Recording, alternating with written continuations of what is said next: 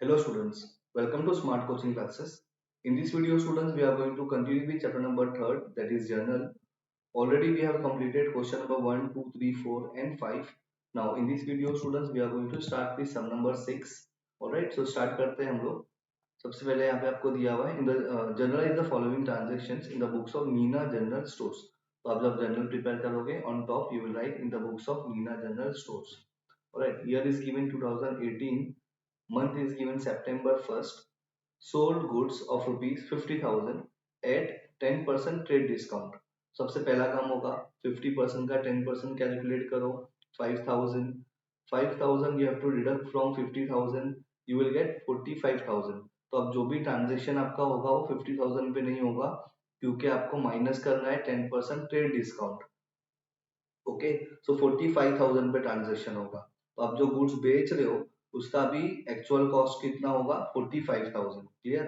आगे आपको दिया हुआ है 10% कैश डिस्काउंट टू राज. मतलब जब आपने जो गुड्स बेचा है राज को तो उसको आपने 10% कैश डिस्काउंट दिया है, तो ये डिस्काउंट बिजनेस के लिए क्या होगा, एक्सपेंडिचर होगा. And receive 50% bye check. 50% किसके थ्रू मिला है, चेक के थ्रू मिला है. And 20% by cash. तो अभी देखो जो 45,000 होगा वो आपका 100% होगा.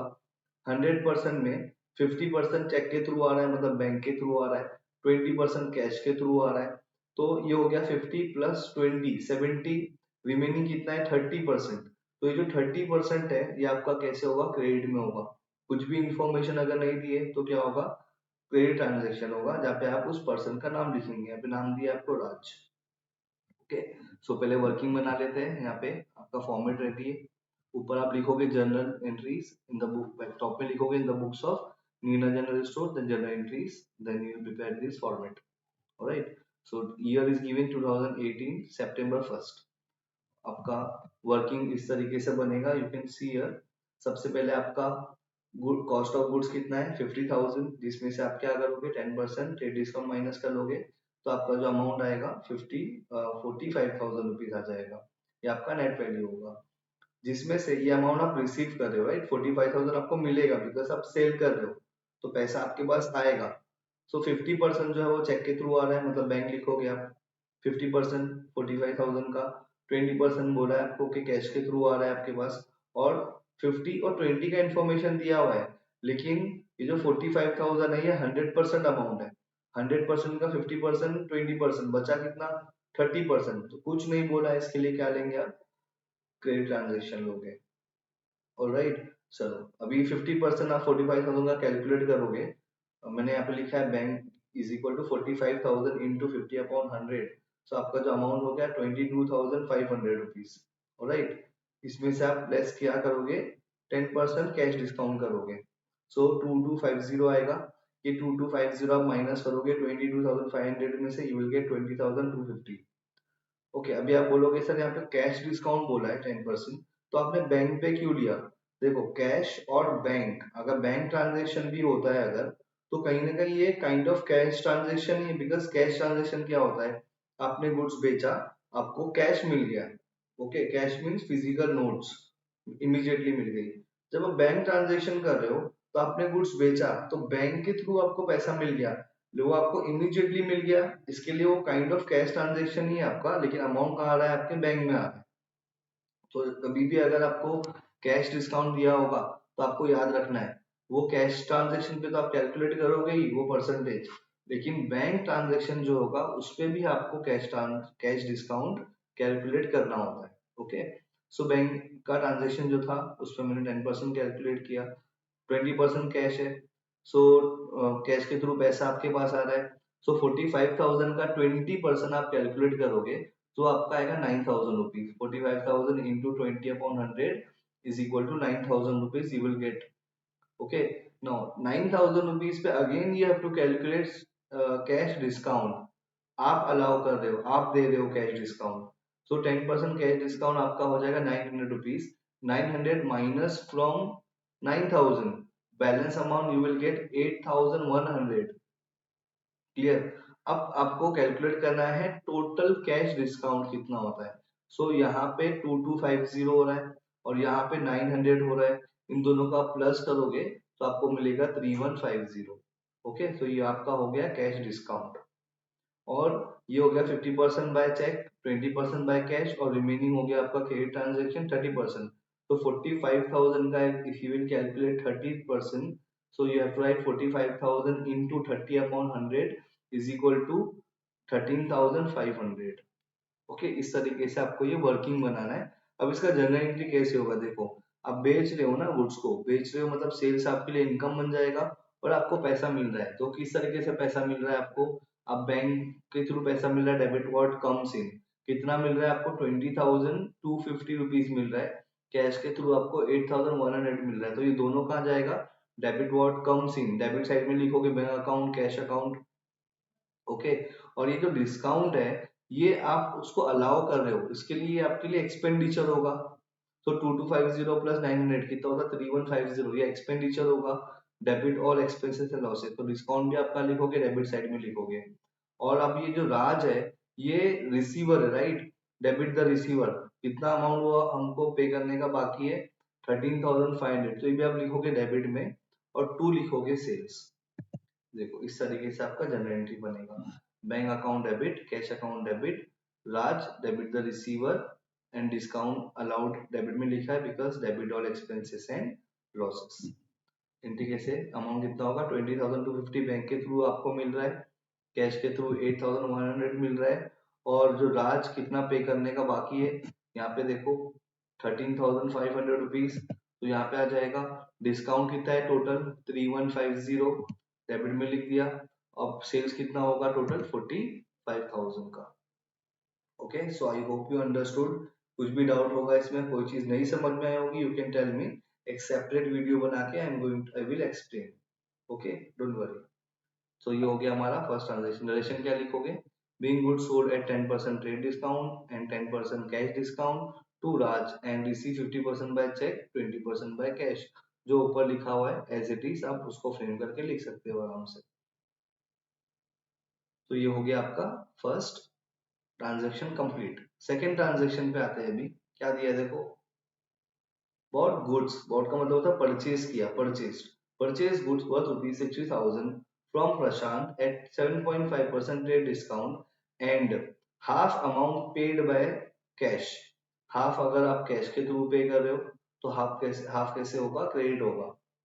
अभी देखो परचेज किया, परचेज गुड्स, परचेज का मतलब होता है expenditure, debit all expenses and losses. Generally इस तरीके से बनेगी आपकी, purchase account debit to cash account, half amount आप कैश के थ्रू पे कर रहे हो, रिमेनिंग अकाउंट अमाउंट जो है क्रेडिट है, इसके लिए आप नाम लिखोगे। 60,000 अमाउंट है, उसका 7.5% आप कैलकुलेट करोगे इस तरीके से। देखो 60,000 का 7.5% होगा 4,500, 4,500 rupees you will deduct from 60,000, you will gate 55,500। और इसमें क्या हो रहा है, ये जो अमाउंट आपका आया है, ये अमाउंट में आप हाफ अमाउंट कैश के थ्रू पे कर रहे हो, हाफ होगा 27,750, और हाफ अमाउंट आपका कैसे होगा, क्रेडिट, जब पे आप नाम लिखोगे प्रशांत का। ओके, तो यहाँ पे आप इस तरीके से अमाउंट लिखोगे, 55,500, 27,750, 27,750। ये आपका नरेशन बनेगा, being goods sold at 10% trade discount, half amount received on cash या एज कैश। क्लियर, तो ये हो गया आपका सेकेंड ट्रांजेक्शन भी। अब आते हैं थर्ड पे, जो क्या है आपका 5 सितंबर को, return goods worth ₹550 to Prashant. Return कर रहे हो मतलब प्रशांत से आपने क्या किया था, प्रशांत से आपने गुड्स को खरीदा था, राइट, परचेज किया था, तो आप अमाउंट पे कर रहे हो। उसका जो गुड्स आपने परचेज किया था वो डिफेक्टिव हो गया कुछ रीजन की वजह से, वो गुड्स आप रिटर्न कर रहे हो। अभी परचेज कहाँ लिखते हैं, डेबिट में, परचेज रिटर्न कहाँ लिखेंगे, क्रेडिट में। और या फिर दूसरा लॉजिक होगा कि आप गुड्स दे रहे हो वापस, तो गुड्स जा रहा है, debit what comes in, credit what goes out, तो कहाँ लिखोगे, क्रेडिट साइड में।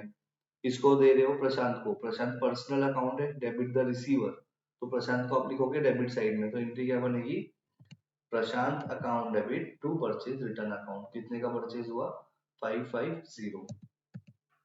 Narration, being goods return to Prashant, बहुत ही सिंपल। अब आते हैं सेवेंथ को, क्या दिया देखो, sold goods worth ₹90,000 to Ranveer on credit at 10% trade discount. Sold किया मतलब बेचा, सेल्स क्या हो जाएगा, income, debit all expenses and losses, credit all incomes and gains, तो ये कहाँ जाएगा आपका क्रेडिट साइड में जाएगा, पहला चीज सेल्स क्रेडिट साइड में जाएगा। किसको बेच रहे हो, रणवीर को, डेबिट द रिसीवर, तो एंट्री बनेगी Ranveer account debit to sales account. 90,000 है, 10% ट्रेड डिस्काउंट माइनस कर दो, 9,000 आएगा, 9,000 माइनस कर दो 90 में से, यू विल गेट 81,000। ओके, तो एंट्री इस तरीके से पास करोगे, Ranveer account debit to sales account 81,000 narration होगा आपका being goods sold to Ranveer at 10% trade discount. Okay, चलो अब आते हैं 12th पे। आप देखते के साथ में आप बता दोगे रिसीव्ड कमीशन, रिसीव्ड किया मतलब आपको पैसा मिला, debit what comes in, cash account debit to commission, commission आपका इनकम है, right, debit all expenses and losses, credit all incomes and gains, तो एंट्री बनेगा cash account debit to commission account 4,500 4,500, इस तरीके से आप एंट्री पास करोगे। क्या लिखोगे नरेशन में, बीइंग कमीशन रिसीव्ड। क्लियर, चलो आगे बढ़ते हैं। 15 को आपको दिया हुआ है received cheque of ₹80,000 from Ranveer in full settlement of his account.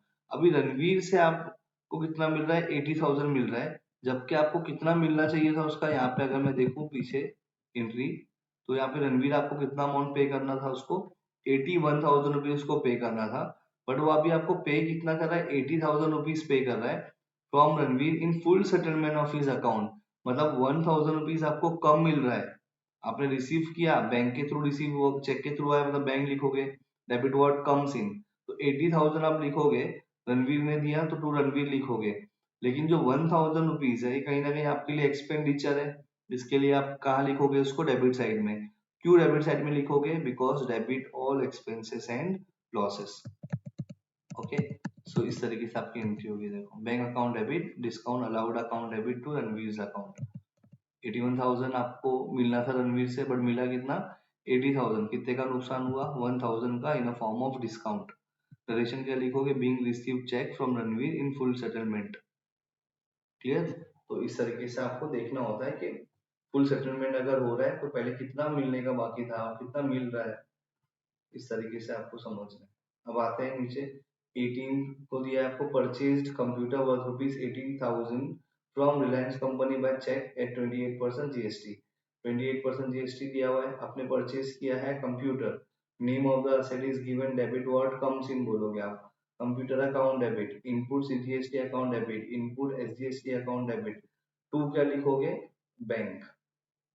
Okay, 28% GST है तो सीजीएसटी कितना हो जाएगा, 14%, तो 80,000 का 14% निकालोगे, एसजीएसटी कितना हो जाएगा, 14%, अगेन 80,000 का 14%, इस तरीके से एंट्री पास करना है, ये आपका वर्किंग है।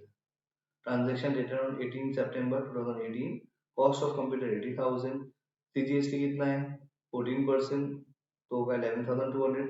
यहाँ पे आएगा एसजीएसटी, मैंने यहाँ पे सीजीएसटी लिखा है बट आप क्या लिखोगे, एसजीएसटी लिखोगे 14%, 11,200, इन तीनों अमाउंट को प्लस करोगे, यू विल गेट 1,02,400।